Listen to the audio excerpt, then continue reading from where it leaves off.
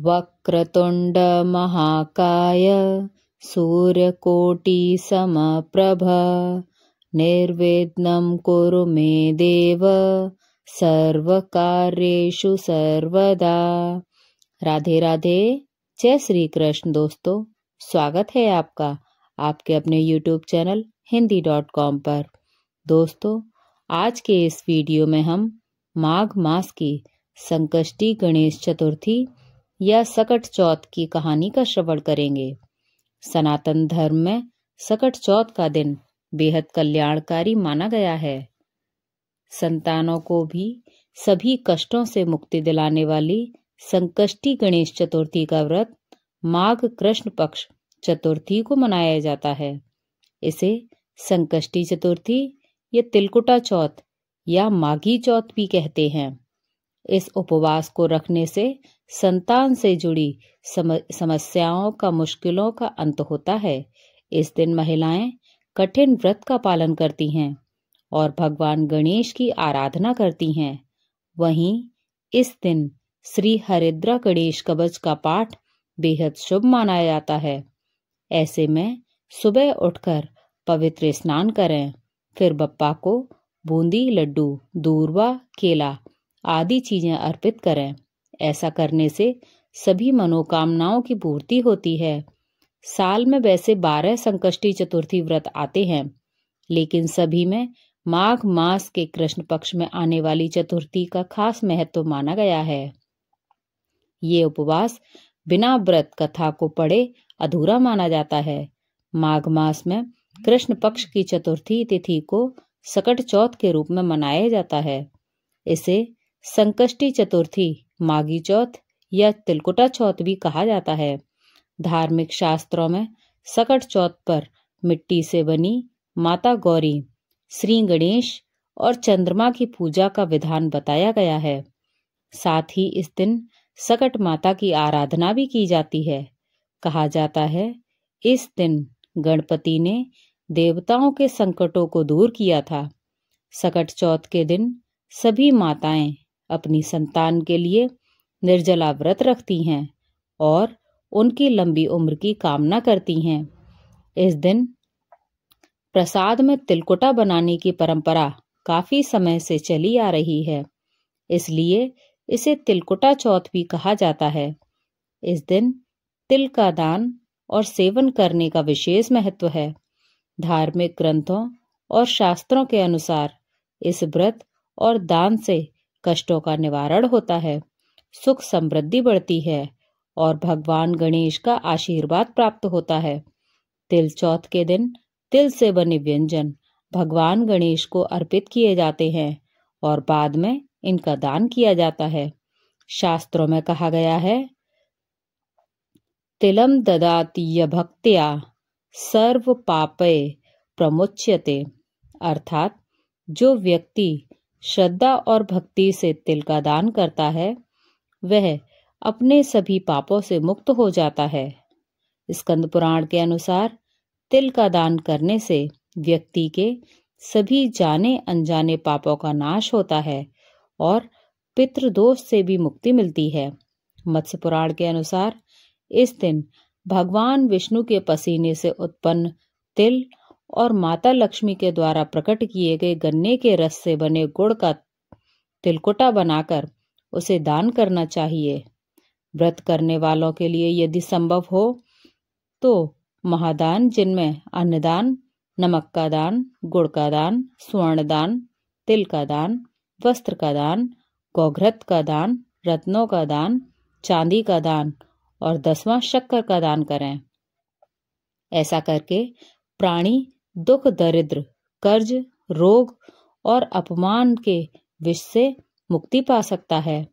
इस दिन गाय और हाथी को गुड़ खिलाने से अकाल मृत्यु का भय नहीं रहता। पुराणों के अनुसार एक बार शिव जी ने कार्तिकेय और गणेश जी से पूछा कि तुम में से कौन देवताओं के कष्टों का निवारण कर सकता है। तब कार्तिकेय और गणेश जी दोनों ने ही स्वयं को इस कार्य के लिए सक्षम बताया। इस पर भगवान शिव ने कहा कि तुम दोनों में से जो भी सबसे पहले पृथ्वी की परिक्रमा करके आएगा, वही देवताओं की मदद करने जाएगा। ये वचन सुनते ही कार्तिकेय अपने वाहन मोर पर बैठकर पृथ्वी की परिक्रमा के लिए निकल गए। परंतु गणेश जी विचार करने लग गए कि वे चूहे के ऊपर चढ़कर पूरी पृथ्वी की परिक्रमा कैसे करेंगे, तो इस कार्य में उन्हें बहुत समय लग जाएगा। तभी उन्हें एक उपाय सूझा। वे अपने स्थान से उठे और अपने माता पिता की 7 परिक्रमा करके वापस बैठ गए। परिक्रमा करके लौटने पर कार्तिकेय स्वयं को विजयी बताया। शिव जी ने गणेश जी से पूछा कि परिक्रमा न करने का कारण क्या है। तब गणेश जी ने कहा, माता पिता के चरणों में ही समस्त लोक है। ये सुनकर भगवान शिव ने गणेश जी को देवताओं के संकट दूर करने की आज्ञा दी और गणेश जी को आशीर्वाद दिया कि चतुर्थी के दिन जो तुम्हारा श्रद्धा पूर्वक पूजन करेगा और रात्रि में चंद्रमा को अर्घ देगा, उसके तीनों ताप यानी दैहिक ताप, दैविक ताप और भौतिक ताप दूर हो जाएंगे। तो आइए दोस्तों, सुनते हैं संकटा गणेश चतुर्थी की पौराणिक कहानी। त्रिकुट चतुर्थी व्रत कथा। एक समय की बात है, एक नगर में जेठानी और देवरानी रहा करती थी। जेठानी अमीर थी और देवरानी गरीब। देवरानी भगवान गणेश की भक्त थी। देवरानी का पति जंगल से लकड़ियां काटकर नगर में बेचकर अपना गुजारा करता था और अक्सर बीमार भी रहता था। वहीं देवरानी जेठानी के घर का काम करती थी। वो उसके घर झाड़ू पोछा इत्यादि काम किया करती थी और बदले में जेठानी उसे बचा हुआ खाना और पुराने कपड़े दिया करती थी। बस इस तरह देवरानी का घर भी चल रहा था। इसी बीच माघ महीने की तिलकोटा चौथ आ गई। देवरानी ने व्रत किया। बाजार से 5 आने का लड्डू और तिल लाकर उसका तिलकोटा बनाया और छींके में रख दिया। भगवान श्री गणेश की तिल चौथ की कथा कहानी सुनी और सोचा, अब चांद निकलने पर सबसे पहले तिलकोटा और उसके बाद ही कोई आहार करूंगी। कथा का श्रवण कर वो जेठानी के घर चली गई। वहां खाना बनाकर जेठानी के बच्चों को कहने लगी, बच्चों चलो आओ और खाना खा लो। बच्चे बोले, नहीं, आज माँ ने सुबह से कुछ खाया नहीं है, जब तक वो नहीं खाएंगे हम भी नहीं खाएंगे। बच्चे जिद करने लगे। फिर उसने जेठ जी से कहा, तो उन्होंने भी यही कह दिया, मैं अकेला कैसे खाऊं, अब तो सब साथ में ही खाना खाएंगे जब चांद निकलेगा। और तब जेठानी भी वहां आ गई और कहने लगी, आज तो किसी ने भी खाना नहीं खाया, तो मैं तुम्हें खाना कैसे दे दूं। एक काम कर, तू कल सुबह आके बचा हुआ खाना ले जाना। वहां देवरानी के घर सभी आस लगाए बैठे थे कि आज तो त्योहार है, आज तो कुछ अच्छे पकवान खाने को मिलेंगे। देवरानी का पति और उसके बच्चे बड़ी आतुरता से देवरानी के आने का इंतजार करने लगे। अब देवरानी आई और उसने सारी बात बताई तो बच्चे बहुत निराश हुए और कहकर रोने लगे कि आज तो पकवान तो दूर की बात, हमें रोटी तक खाने को नहीं मिली। वहीं देवरानी का पति भी उस पर गुस्सा हो गया और कहने लगा, इतना काम करने पर भी तुम्हें 2 वक्त की रोटी भी नहीं दे सकते तो काम क्यों करती हो। और गुस्से में आके उसने अपनी पत्नी के कपड़े धोने के धोवन से मारा। धोवना हाथ से छूटकर गिर गया तो पाटे से मारा। वो बेचारी बिना कुछ कहे रोते रोते भगवान गणेश जी का नाम लेते हुए बस जल ग्रहण करके सो गई। उस रात भगवान गणेश उसके सपने में आए और बोले, धोबने मारी, पाटे मारी, अब सो रही है या जाग रही है। रोते रोते वो बोली, कुछ सो रही हूँ, कुछ जाग रही हूँ। फिर गणेश जी ने कहा, मुझे भूख लगी है, कुछ खाने को दे। देवरानी बोली, मैं क्या दूं, मेरे घर में तो अन्न का एक दाना भी नहीं है। जेठानी बोली, मुझे रोज बचा हुआ खाना देती थी, आज तो वो भी नहीं है। मेरे घर में सब भूखे सोए हुए हैं। बस उस छींके में तिलकुटा पड़ा हुआ है, वही है, जाओ और खा लो। तिलकुटा खाने के बाद गणेश जी फिर बोले, धोब ने मारी, पाटे मारी, अब मुझे नीमटाई लगी है। कहाँ नीमटें? वो बोली, ये रहा मेरा घर, आपकी जहां इच्छा हो वहां निमट लो। तब गणेश जी छोटे बच्चे की आवाज में बोले, अब कहाँ पहुंचूं? नींद में मग्न देवरानी को अब गुस्सा आने लग गया कि सब मुझे तंग किए जा रहे हैं, और उसने कहा, यहाँ मेरे सिर पर पहुंचो। और कहाँ पहुंचोगे? अब सुबह हुई और देवरानी और सभी देखकर चौंक गए। उन्होंने देखा सारा घर हीरे मोतियों से जगमगा रहा है।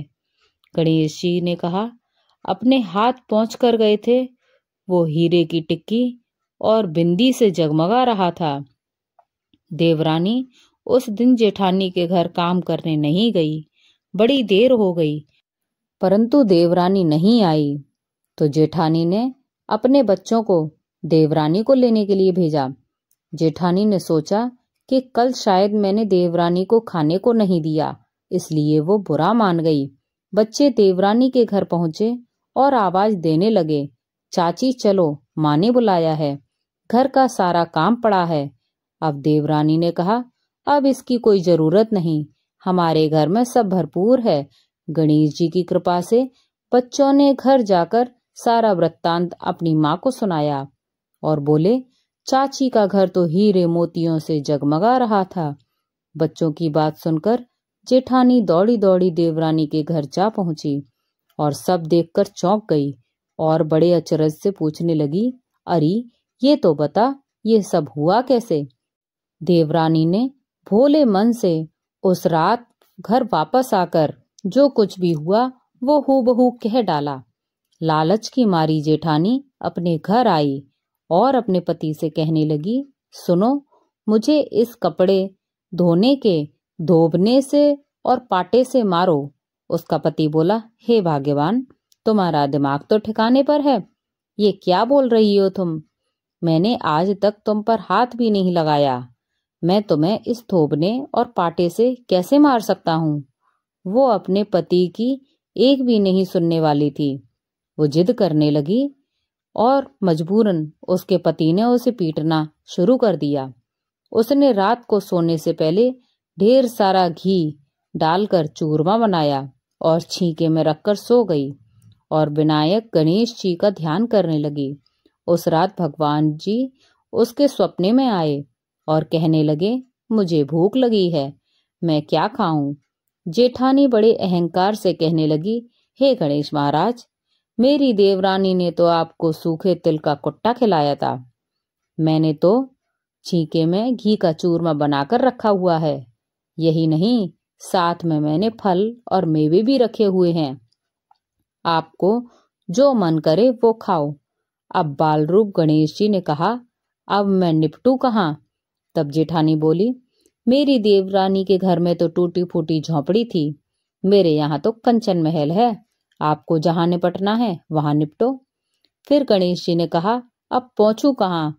तब जेठानी बोली, मेरे ललाट पर एक बड़ी सी बिंदी लगाकर पहुंच लो।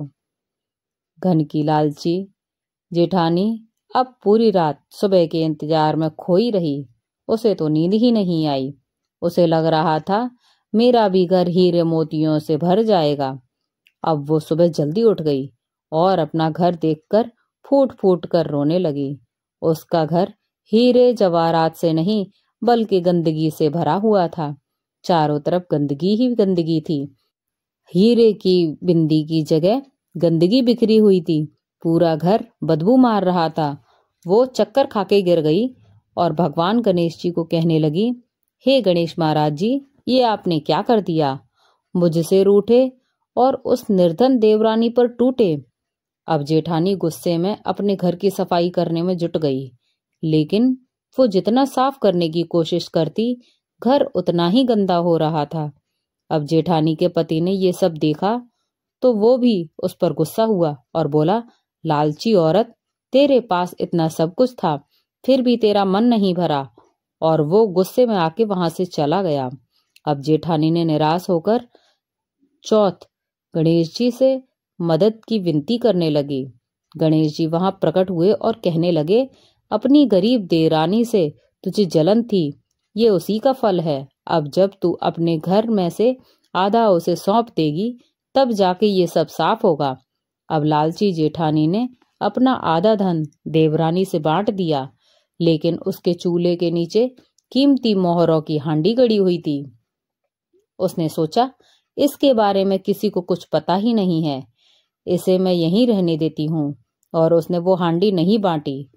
अब वो फिर से गणेश जी से कहने लगी, हे गणेश महाराज, अब ये सब अपना बिखराव समेटो। अब गणेश जी बोले, हे लालची औरत, अपने चूल्हे के नीचे गड़ी हुई हांडी से अभी तक निकाली नहीं है, उसे भी 2 हिस्से में कर, तब जाके ये माया समेटूंगा। अब जेठानी ने हार मानकर चूल्हे के नीचे गड़ी हुई हांडी निकाल ली। इस प्रकार गणेश जी ने अपने बाल स्वरूप में आके जेठानी को सबक सिखाया। हे गणेश महाराज, जैसे आपने देवरानी पर अपनी कृपा की, वैसे ही इस कथा को कहने वाले, सुनने वाले और हुंकार भरने वाले सभी पर अपनी कृपा करना, किंतु उस लालची जेठानी की तरह किसी और को सजा मत देना। बोलो श्री गणेश महाराज की जय। सकट चौथ की जय। सकट चतुर्थी व्रत कथा की दूसरी कहानी। एक साहूकार और साहूकारनी थे। एक समय की बात है, एक नगर में साहूकार और उसकी साहूकारनी रहा करते थे। वो धर्म काज में बिल्कुल भी नहीं मानते थे। इसी कारणवश उनके घर कोई संतान नहीं थी। एक दिन वो निसंतान साहूकारनी अपने पड़ोसी के घर गई। उसने देखा वहां कोई पूजा हो रही थी। उस दिन सकट चतुर्थी थी। वह पड़ोसन सकट चतुर्थी की पूजा कर रही थी और सभी को कहानी सुना रही थी। साहूकारनी बड़ी विस्मयता से वहां पहुंची और जरा नजदीक जाकर उसने पड़ोसन से पूछा, ये तुम क्या कर रही हो? तब वो पड़ोसन अपने मुख पर एक स्मित के साथ बोली, आज सकट चतुर्थी का व्रत है, इसलिए मैं सभी को कहानी सुना रही हूँ।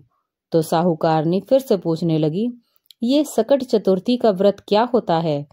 साहूकारनी के इस प्रश्न के उत्तर में पड़ोसन बोली, ये व्रत एक महान व्रत है। इस व्रत की पूर्ति करने पर अन्न, धन, सुहाग और पुत्र की प्राप्ति होती है। साहूकारनी इस व्रत की फल प्राप्ति को सुनकर बड़ी ही प्रसन्न हुई और उसने कहा, यदि मेरा गर्भ रह जाए तो मैं 1.25 सेर तिलकुट करूंगी और चौथ का व्रत भी करूंगी। साहूकारनी के संकल्प से भगवान गणेश प्रसन्न हुए और उसे गर्भ रह गया। गर्भ धारण करने पर साहूकारनी लालच में आ गई और कहने लगी, अगर मुझे पुत्र हुआ तो 2.5 सेर तिलकुट करूंगी।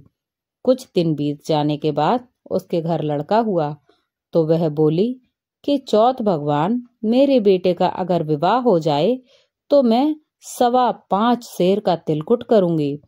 कुछ वर्ष बीत जाने पर उसके बेटे का विवाह निश्चित हो गया और उसका बेटा विवाह करने चला गया, लेकिन उस लालची साहूकारनी ने तिलकुट नहीं किया। इस कारण से चौथ देव उस पर क्रोधित हुए और उन्होंने फेरों से पहले ही बेटे को उठाकर एक पीपल के पेड़ पर बिठा दिया। मंडप से अचानक ही वर के गायब हो जाने पर सभी लोग उसे ढूंढने लगे।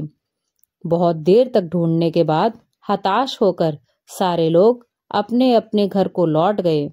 इधर जिस लड़की से साहूकारनी के बेटे का विवाह होने वाला था, वह गणगौर करने के लिए जंगल में दूब लेने गई हुई थी।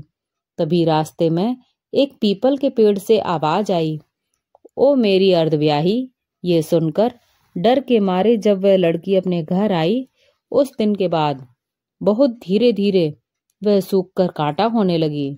लड़की की यह मनोदशा देख लड़की की माँ चिंतित हुई और कहने लगी, मैं तुम्हें इतना अच्छा खिलाती हूँ, इतना अच्छा पहनाती हूँ, फिर भी तू बस सूखती ही जा रही है। ऐसा क्या हो गया तुझे? तब लड़की ने डर के मारे अपनी माँ से बात कही। उसने कहा, वह जब भी जंगल में दूब लेने के लिए जाती है तो पीपल के वृक्ष से कोई आदमी उसे बुलाता है और कहता है, ओ मेरी अर्धव्याही। और आगे उसने उस आदमी के रूप का वर्णन करते हुए कहा, उसने मेहंदी लगा रखी थी, सेहरा भी बांध रखा है। उसकी ये बात सुनकर उसकी माता बड़ी चिंतित हुई और उसने पीपल के पेड़ के पास जाकर देखा तो वह चौंक गई। उसने देखा ये तो उसका जमाई ही था। तब उसकी माता ने अपने जमाई से कहा, यहाँ पर क्यों बैठे हो आप? मेरी बेटी तो आपने अर्धव्याही कर दी, अब इससे अतिरिक्त और क्या लोगे? तब जमाई बोला, मेरी माता ने चतुर्थी के दिन तिलकुट चौथ भगवान को अर्पण करने का प्रण लिया था, लेकिन वो प्रण नहीं निभा पाई। इसी वजह से चौथ भगवान उस पर नाराज हुए हैं और मुझे यहाँ बिठा दिया है। अपने जमाई की ये बात सुनकर लड़की की माँ साहूकारनी के घर गई और उससे पूछने लगी, क्या आपने सकट चौथ के व्रत के उपलक्ष्य में कोई प्रण लिया था? तब साहूकारनी बड़ी विस्मयता से बोली, हाँ, मैंने तिलकुट अर्पण करने को बोला था। उसके बाद साहूकारनी बोली, अगर मेरा बेटा घर आ जाए तो 2.5 मन का तिलकुट करूंगी। साहूकारनी के ये वचन सुनकर भगवान गणेश अति प्रसन्न हुए और उसके बेटे को फेरों में लाकर बिठा दिया। बेटे का विवाह धूमधाम से संपन्न हो गया। जब साहूकारनी का बेटा और बहू उसके घर आए तो साहूकारनी ने बड़ी प्रसन्नता से 2.5 मन का तिलकुट किया और बोली, हे चौथ भगवान, आपके आशीर्वाद से आज मेरा बेटा और बहू घर आए हैं, जिससे मैं अति प्रसन्न हूँ। आज से मैं हमेशा तिलकुट करके आपका व्रत किया करूंगी। इसके बाद सारे नगर वासियों ने तिलकुट के साथ सकट चतुर्थी का व्रत करना प्रारंभ कर दिया। हे भगवान, सकट चौथ जिस प्रकार से साहूकारनी को अपने बेटे बहू से मिलवाया, वैसे ही हम सबको मिलवाना और इस कथा को कहने सुनने वालों का भला करना। अब सकट चौथ की तीसरी कथा। एक समय की बात है, श्री विष्णु भगवान का विवाह लक्ष्मी जी के साथ निश्चित हो गया। विवाह की तैयारी होने लगी। सभी देवताओं को निमंत्रण भेजे गए, परंतु गणेश जी को निमंत्रण नहीं दिया। कारण जो भी रहा हो, अब भगवान विष्णु की बारात जाने का समय आ गया। सभी देवता अपनी पत्नियों के साथ विवाह समारोह में आ गए। उन सब ने देखा गणेश जी कहीं दिखाई नहीं दे रहे हैं। तब वे आपस में चर्चा करने लगे कि क्या गणेश जी को न्योता नहीं है, क्या वे स्वयं गणेश जी नहीं आए हैं। सभी को इस बात पर आश्चर्य होने लगा। तभी सबने विचार किया, भगवान विष्णु से ही इसका कारण पूछा जाए। विष्णु भगवान से पूछने पर उन्होंने कहा कि हमने गणेश जी के पिता भोलेनाथ महादेव को न्योता भेजा है। यदि गणेश जी अपने पिता के साथ आना चाहते तो आ जाते, अलग से न्योता देने की कोई आवश्यकता भी नहीं थी। दूसरी बात यह है कि उनको 1.25 मन मूंग, 1.25 मन चावल, 1.25 मन घी और 1.25 मन लड्डू का भोजन दिन भर में चाहिए। यदि गणेश जी नहीं आएंगे तो कोई बात नहीं, दूसरे के घर जाकर इतना सारा खाना पीना भी अच्छा नहीं लगता। इतनी वार्ता कर किसी ने सुझाव दिया, यदि गणेश जी आ भी जाएं तो उनको द्वारपाल बनाकर बिठा देंगे कि आप घर की याद रखना, आप तो चूहे पर बैठकर धीरे धीरे चलोगे तो बारात से बहुत पीछे रह जाओगे। ये सुझाव भी सबको बहुत पसंद आया, तो विष्णु भगवान ने भी अपनी सहमति दे दी। होना क्या था, इतने में गणेश जी वहां आ पहुंचे और उन्हें समझा बुझाकर घर की रखवाली करने बिठा दिया। बारात चल दी।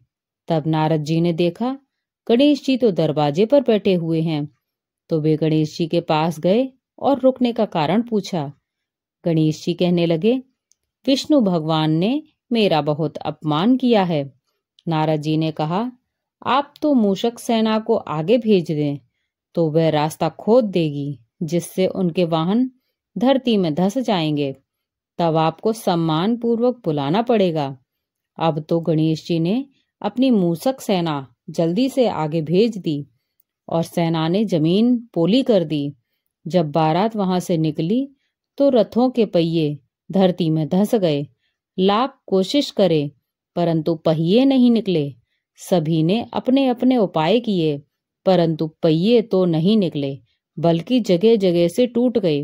किसी की समझ में नहीं आ रहा था कि अब क्या किया जाए। तब नारद जी ने कहा, आप लोगों ने गणेश जी का अपमान करके अच्छा नहीं किया। यदि उन्हें मनाकर लाया जाए तो आपका कार्य सिद्ध हो सकता है और ये संकट टल सकता है। शंकर भगवान ने अपने दूत नंदी को भेजा और वे गणेश जी को लेकर आए। गणेश जी का आदर सम्मान के साथ पूजन किया। तब कहीं रथ पहिए निकले। अब रथ के पहिए निकल तो गए परंतु वे टूट फूट गए तो उन्हें सुधारे कौन। पास के खेत में एक व्यक्ति काम कर रहा था, उसे बुलाया गया। व्यक्ति अपना काम करने से पहले श्री गणेशाय नमः कहकर गणेश जी की वंदना मन ही मन करने लगा। देखते ही देखते व्यक्ति ने सारे पहियों को ठीक कर दिया। तब वो व्यक्ति कहने लगा, हे देवताओं, आपने सर्वप्रथम गणेश जी को नहीं मनाया होगा और ना ही उनका पूजन किया होगा, इसलिए तो आपके साथ ये संकट आया। हम तो मूर्ख अज्ञानी हैं, फिर भी पहले गणेश जी को पूजते हैं, उनका ध्यान करते हैं। आप लोग तो देवतागण हैं, फिर भी आप गणेश जी को कैसे भूल गए। अब आप लोग भगवान श्री गणेश जी की जय बोलकर जाएं तो आपके सब काम बन जाएंगे और कोई संकट भी नहीं आएगा। ऐसा कहते हुए बारात वहां से चल दी और विष्णु भगवान का और लक्ष्मी जी का विवाह संपन्न करा के सभी सकुशल घर लौट आए। हे गणेश महाराज जी, आपने विष्णु जी को जैसा कारज सारियो ऐसा कारज सबको सिद्ध कर जो। बोलो गजानन भगवान की जय। चौथी कथा। श्री गणेश चतुर्थी व्रत की पौराणिक कथा के अनुसार एक बार भगवान शिव और माता पार्वती नर्मदा नदी के किनारे बैठे हुए थे। वहां माता पार्वती ने भगवान शिव से समय व्यतीत करने के लिए चौपड़ खेलने को कहा। भोलेनाथ चौपड़ खेलने के लिए तैयार हो गए, परंतु इस खेल में हार जीत का फैसला कौन करेगा, यह प्रश्न उनके समक्ष उठा। तो भगवान शिव ने कुछ तिनके एकत्रित करके उसका एक पुतला बनाकर उसकी प्राण प्रतिष्ठा कर दी और पुतले से कहा, बेटा, हम चौपड़ खेलना चाहते हैं, परंतु हमारी हार जीत का फैसला करने वाला कोई नहीं है, इसलिए तुम बताना कि हम दोनों में से कौन हारा कौन जीता। उसके बाद भगवान शिव और माता पार्वती का चौपड़ खेल शुरू हो गया। ये खेल 3 बार खेला गया और संयोग से तीनों बार माता पार्वती ही जीती। खेल समाप्त होने के बाद बालक से हार जीत का फैसला करने के लिए कहा गया, तो उस बालक ने महादेव को विजयी बताया। ये सुनकर माता पार्वती क्रोधित हो गईं और क्रोध में उन्होंने बालक को लंगड़ा होने, कीचड़ में पड़े रहने का श्राप दे दिया। बालक ने माता पार्वती से माफी मांगी और कहा कि यह मुझसे अज्ञानतावश ऐसा हुआ है, मैंने किसी द्वेष भाव में ऐसा नहीं किया। बालक द्वारा क्षमा मांगने पर माता ने कहा, यहाँ गणेश पूजन के लिए नाग कन्याएं आएंगी, उनके कहे अनुसार तुम गणेश व्रत करो, ऐसा करने से तुम मुझे प्राप्त करोगे। ये कहकर माता पार्वती शिव के साथ कैलाश पर्वत पर चली गईं। 1 वर्ष बाद उस स्थान पर नाग कन्याएं आईं।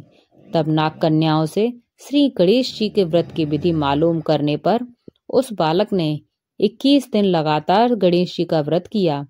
उसकी श्रद्धा से गणेश जी प्रसन्न हुए। उन्होंने बालक को मनोवांछित फल मांगने के लिए कहा। उस पर उस बालक ने कहा, हे विनायक, मुझ में इतनी शक्ति दीजिए कि मैं अपने पैरों पर चलकर अपने माता पिता के साथ कैलाश पर्वत पर पहुंच सकूं और वे ये सब देखकर प्रसन्न हों। तब बालक को वरदान देकर श्री गणेश अंतर्ध्यान हो गए। इसके बाद वह बालक कैलाश पर्वत पर पहुंच गया और कैलाश पर्वत पर पहुंचने पर अपनी कथा भगवान शिव को सुनाई। चौपड़ वाले दिन माता पार्वती शिव जी से विमुख हो गई थीं। अतः देवी के रुष्ट होने पर भगवान शिव ने बालक के बताए अनुसार 21 दिनों तक श्री गणेश का व्रत किया। इस व्रत के प्रभाव से माता पार्वती के मन से भगवान शिव के लिए नाराजगी समाप्त हो गई। तब यह व्रत विधि विधान से भगवान शंकर ने माता पार्वती को बताया। यह सुनकर माता पार्वती के मन में भी अपने पुत्र कार्तिकेय से मिलने की इच्छा जागृत हुई। तब माता पार्वती ने भी 21 दिन तक गणेश जी का व्रत किया तथा दूर्वा फूल और लड्डुओं से गणेश जी का पूजन अर्चन किया। व्रत के 21वें दिन कार्तिकेय जी स्वयं माता पार्वती से मिलने आ गए। उस दिन से श्री गणेश चतुर्थी का ये व्रत समस्त मनोकामनाओं को पूर्ण करने वाला व्रत माना जाता है। इस व्रत को करने से मनुष्य के सारे संकट दूर हो जाते हैं और मनुष्य समस्त सुख सुविधाएं प्राप्त होती हैं। बोलो श्री संकट चौथ भगवान की जय। गणेश महाराज की जय। दोस्तों, आशा करती हूँ कि ये कथा आपको पसंद आई हो। ऐसी और कथाएं सुनने के लिए आप हमारे चैनल hindi.com को सब्सक्राइब करें और बेल आइकन दबाना न भूलें। और वीडियो अगर पसंद आई हो तो वीडियो को लाइक करें और कमेंट में श्री गणेशाय नमः जरूर लिखें। धन्यवाद।